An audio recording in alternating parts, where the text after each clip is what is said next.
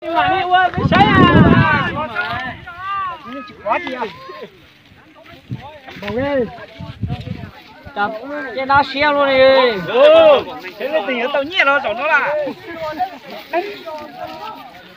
Ô, cái giả đó thì nó. Anh chị nó nó có nhẹ chứ. Thì nó giờ cái khi nào nữa. Ừ. Khác cờ thế. Chả xiết sao Chả xiết rồi nè.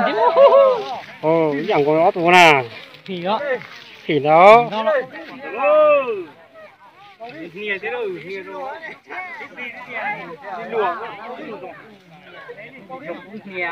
ui lợi tao quên thì chỉ tao quên thế mà sao sướng nghe cả chị ta nghe đấy ôi cầu hồ giờ bóng nghe số à nghe cầu hồ có gì đó đúng là tụt khó nhưng rồi cái trong tay chúng nó dân thì trồng thì hồ chúng này con hồ nhóm một số họ đi xét hả một số họ đi xét cái cho lúc nào muốn chụp kia họ chụp kia họ chán cho là chán đi à ao thứ dầu thì cho em ha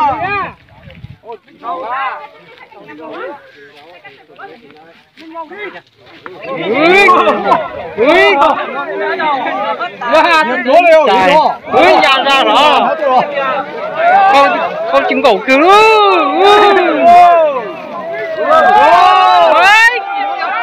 con nó tệ đấy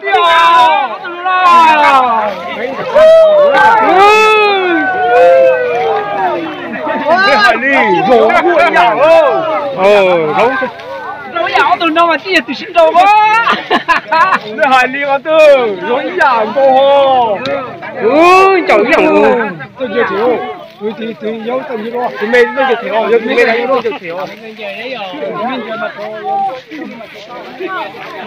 nhớ thiệt á chống nhiều to chống nhiều to cái giống như bị co á chứ mà gì bị co thì chừng á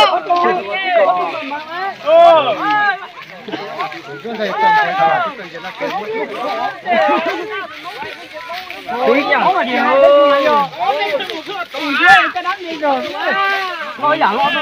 đi rồi lò chín rồi trong tiểu cái điếu nó cái câu nữa nhở thiếu thì nó cái câu hôm nay là chỉ cho họ nhà nó có thấy của mình đã mà用服务cho đang同东们中文就用真的哦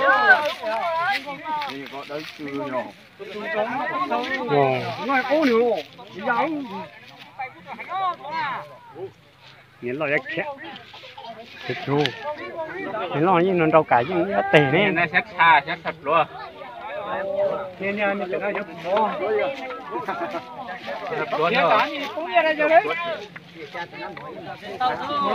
kìa tôi đã mấy nghe rồi nhìn đâu rồi nữa rồi tôi đã nào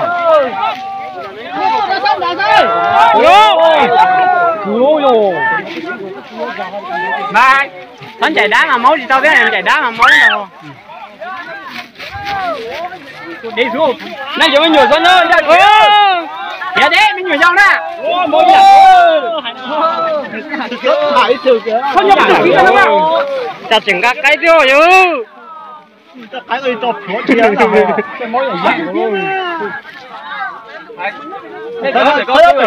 có nhớ việc nó cho kế bị trước sẵn đấy nó kệ lỗ rồi đó nó kệ cơ à còn một nhớ tàu tàu không thôi ô chạy đá quá to rồi nó chạy ra mày rồi nó mày rồi ui giờ đi không giờ làm cái gì vậy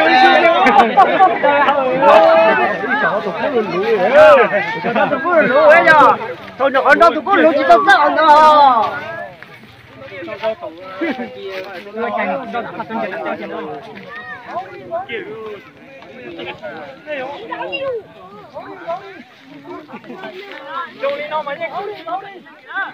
Hello, này tại đi đâu?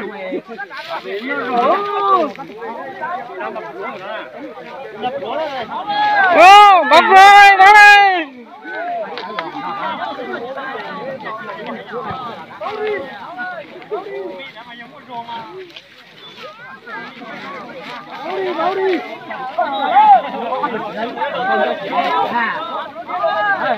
Quá điên rồi.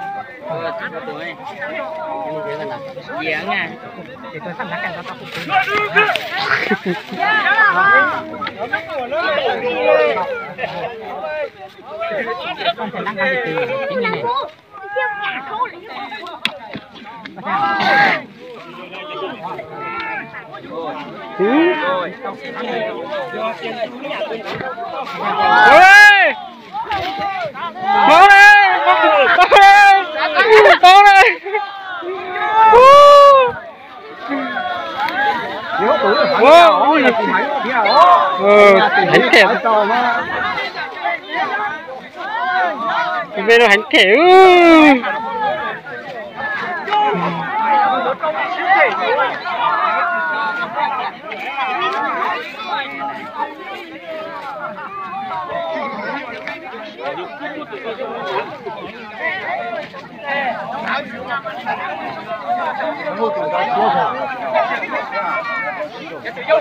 tụi vô xíu mấy gì luôn có gì hả?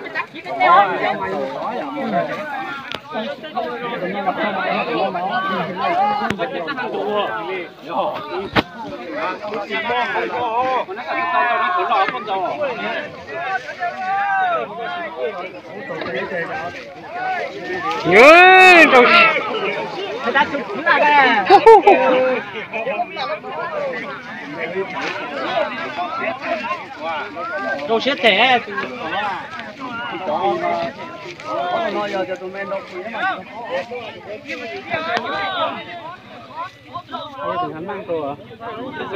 Tụi đã đi dùng gì? Ta đã mua rồi. Một số là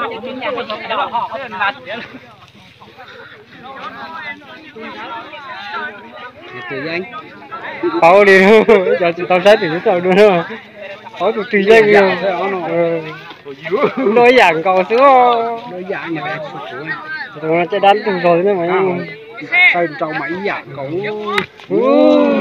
con nhớ tiền cũng giấy tiền chúng ta cái giả thì cho ngay rồi thế à luôn con chịu cái màu mẹ tuổi tụi lô tô không đâu rồi tụi phải nắp cũ là tụi phải ăn luôn được cá cũng như là chỉ nhau sai rồi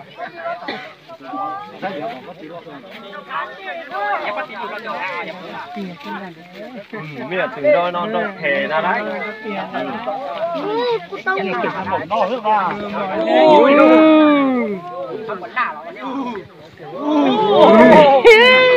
hành được nhiều. Trời ơi.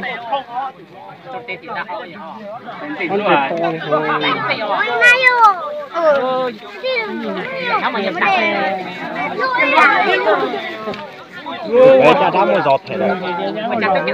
Thành ra là không được quá. Vô thể rằng nó là to.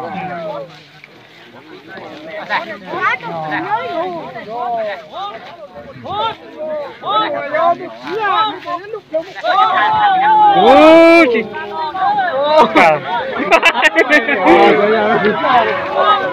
Nhiều tử nhiều bác rồi. Tài rồi. Chỉ là cái nó xíu quá. Nó tệ nó. Kẹo. Chỉ là thiệt nó.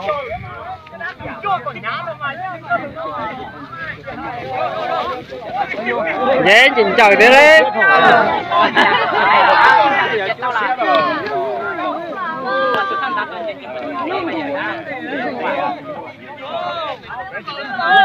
Ra mình công nghiệp tỉnh cũng là nhá. Về cái này cũng là thể chẳng chụp chạy lại. Ôi thỏ. Tụi nó cho tụi ta kia mà chén trong đấy thôi đâu. Chúng được xem tua sạch tại đa sở chúng ta chữ. Thế hành là cậu phu ấy. Cậu phu đấy. Cậu phu đấy. Cậu phu nào? Ôi có một cái trò theo hả? Kéo đứng. Có sầu chứ. Đó, kéo đến đó.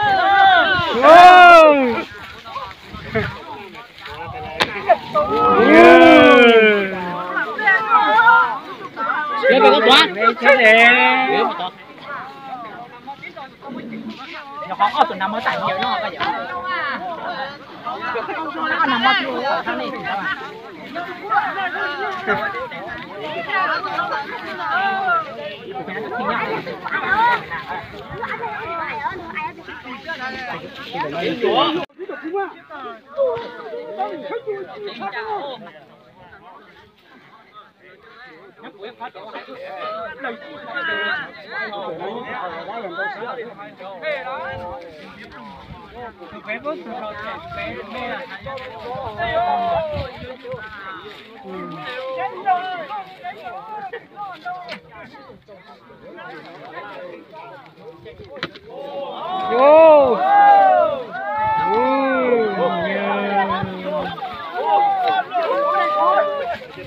Còn đâu xiang đâu cái trời trời ơi. Đó thịt tê rồi phải à.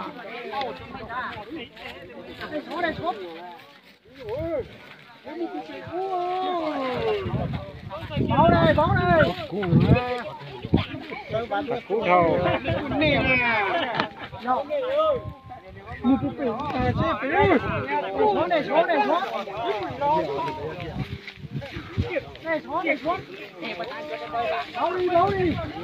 Máu đi. Lên máu đi.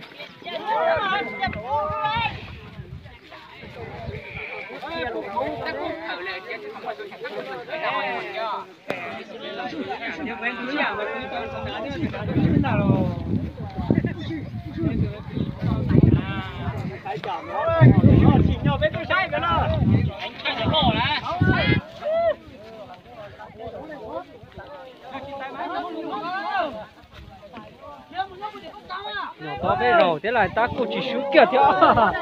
Ôi. Đâu đây.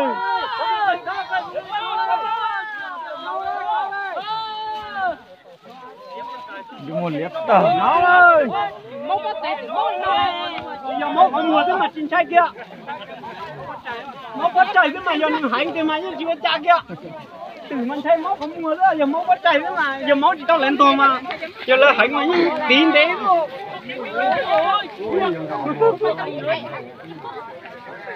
Lo. Lo con.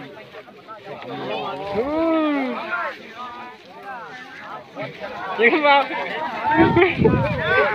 Cứu.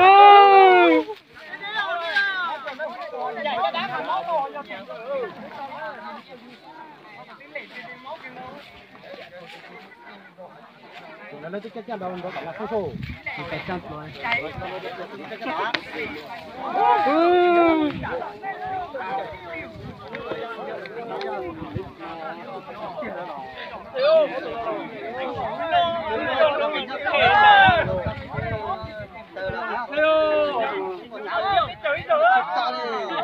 Tụi nó nữa là có tròn nó chiếu mà tròn.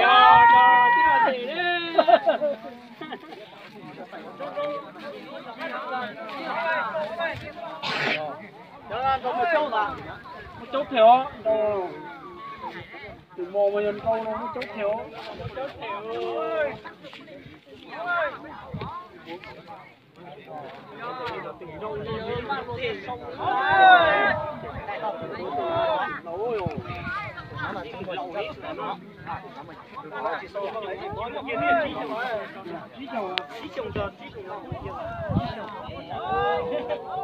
Học đi.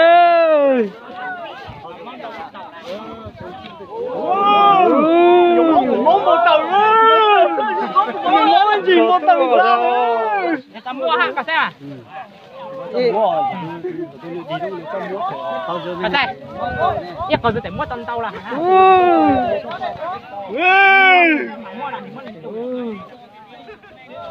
đi vô tôi cũng đi lỗ cái gì này nhìn vô cá quay này nhầm vậy làm gì thế cái đó ở đấy ta chỉ cho tao à tăng con lạnh dâu đây cả tăng con lạnh dâu đó giờ đây thiếu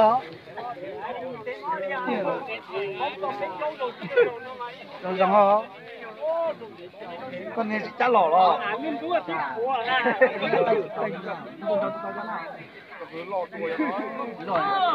người ta nhất thông chờ là hả chị à ta tụi con giữ dù thiếu bây giờ cái tranh tôi đó cái tranh đâu ta tiêu chuẩn phát sự cái gì ta được không nhở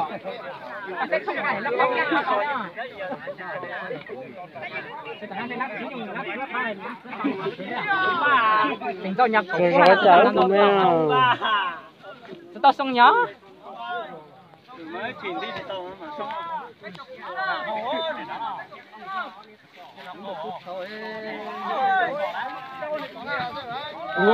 chẳng thế cả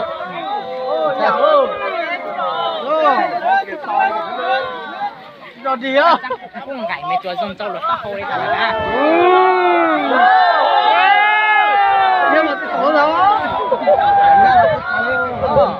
nhớ cái hàng nó đẩy á dùng đi nó ăn xong rồi ya tao tao xong tao nhận nhận tao nè ô chỉ là thay những dây từ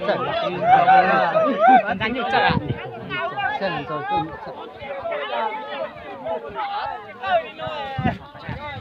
cái nhà hay tên tôi cái chính những cái chơi thì học thì có hay đây làเราตัวให้มันคือแบบนี้อ่ะมาได้มีเส้นเล่าอวด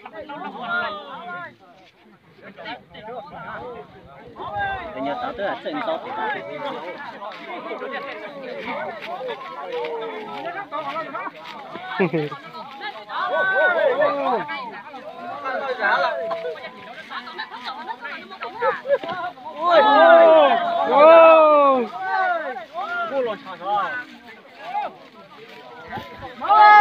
nó mới dùng mấy tấn đấy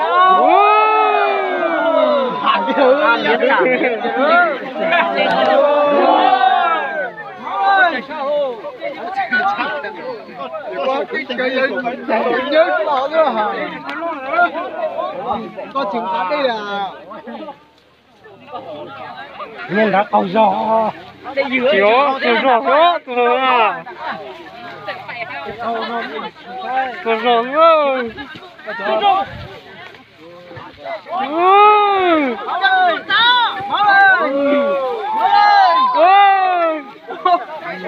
chỉ là cá quay ở trong cao à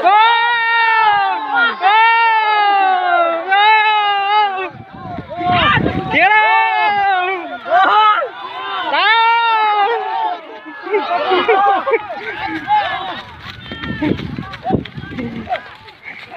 tôi nhìn đâu tôi sai nhập lại đi đâu dân kìa luôn nó có dân kìa luôn có sửa chó đâu tôi nó trả đi làm gì được